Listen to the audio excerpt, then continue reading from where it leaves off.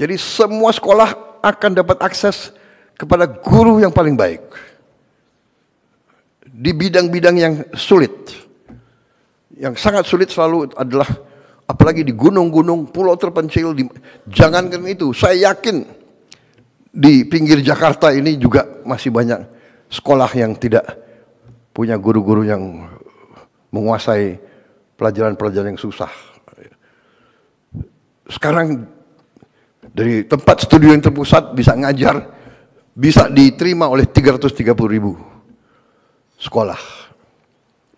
Yang sulit dapat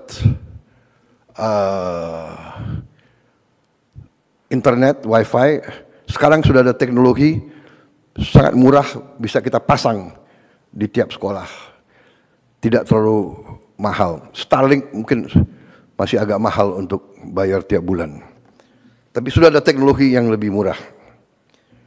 Dan saudara-saudara, tahun depan rencananya adalah kita akan tambah 3 layar. Ya, tahun ini kita mampu 1 layar, tahun depan kita akan bagi 3 layar. Berarti di setiap sekolah akan ada 4 ruangan yang punya layar ini.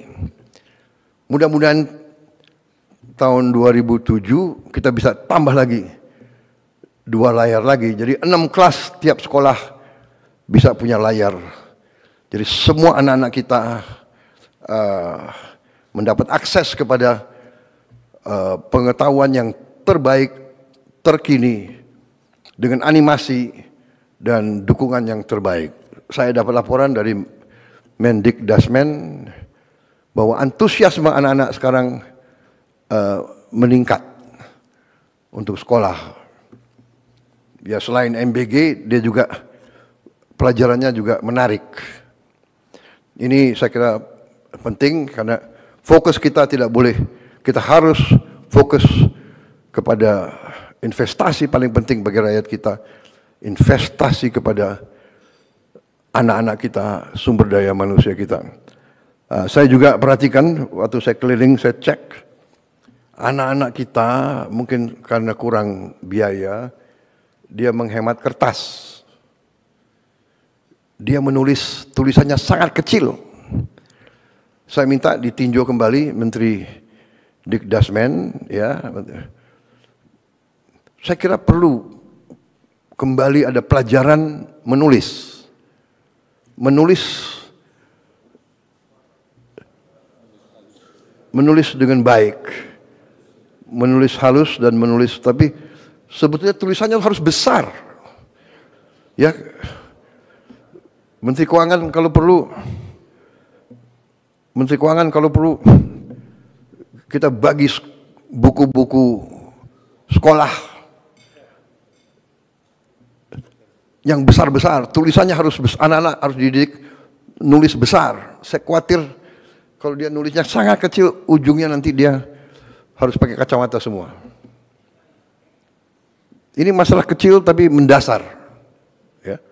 Dan saya tergerak karena saya tahu anak ini nggak mau memberatkan orang tuanya. Jadi dia menghemat kertas. Can you imagine?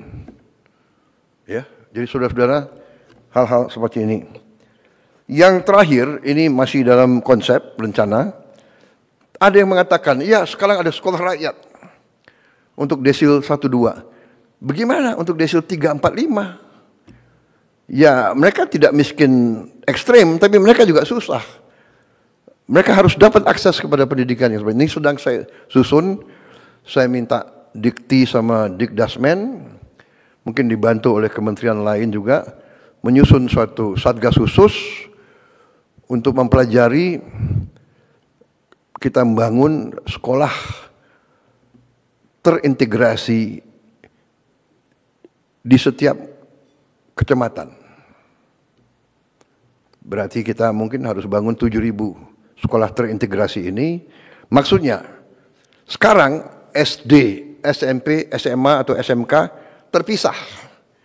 Padahal ada fenomena karena mungkin angka kelahiran kita menurun, banyak SD kita kosong. ada gurunya 6, muridnya hanya 4, 5. Jadi ini tidak efisien. Mungkin kita konsolidasikan, tapi di kecamatan ada suatu sekolah yang fasilitasnya sangat baik. Tiap sekolah terintegrasi harus punya laboratorium yang cukup bagus. Laboratorium matematik, kimia, biologi, laboratorium bahasa. Bahasa sangat penting.